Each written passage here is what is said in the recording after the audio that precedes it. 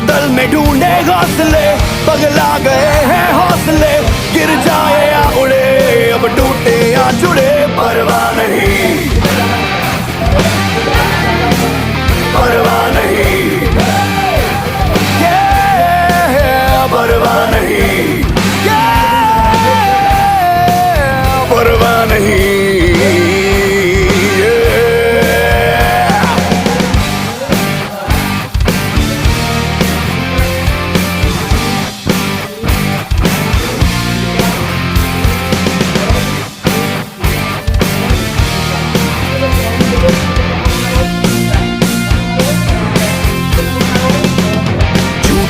या सच्चे हैं सपने, आखिर सपने हैं, सारे तारे तुम ही रख लो, सारे जुगनू तो मेरे हैं।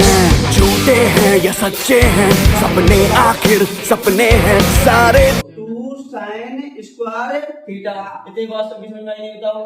आगे देखो नीचे का कौन आ रहा है, cos का कौन आ रहा है, cos theta.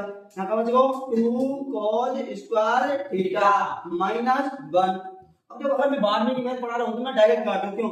1 - 2 sin square theta 2 cos square theta -1 तीन हुए। cos 2 थीटा का फार्मूला लगा दे, cos 2 ऊपर भी cos 2 थीटा, नीचे भी cos 2 थीटा।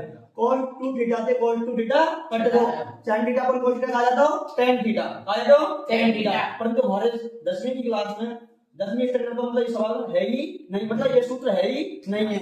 तो ये आगे हम भूलेंगे इसको, sin theta upon cos theta. आगे देखो क्या का लिख सकते हैं 1 - 2 sin स्क्वायर थीटा का फार्मूला है कि नहीं, sin स्क्वायर थीटा का लिख सकते हैं 1 - cos स्क्वायर थीटा, का लिख सकते हैं cos स्क्वायर थीटा।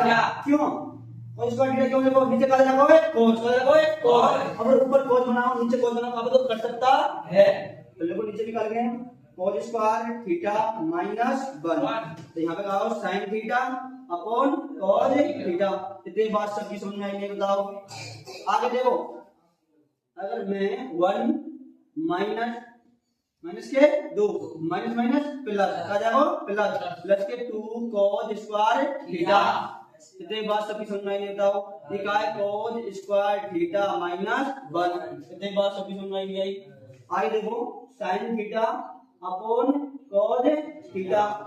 अब देखो माइनस को 2 प्लस को 1, माइनस को 2 प्लस को 1, काय को बचो माइनस को 1, काय को बचो माइनस को 1। समझ में आएगी ना? यहाँ पे कहा 2, यहाँ पे भी कहा 2, कहा 2, यहाँ पे भी कहा 2।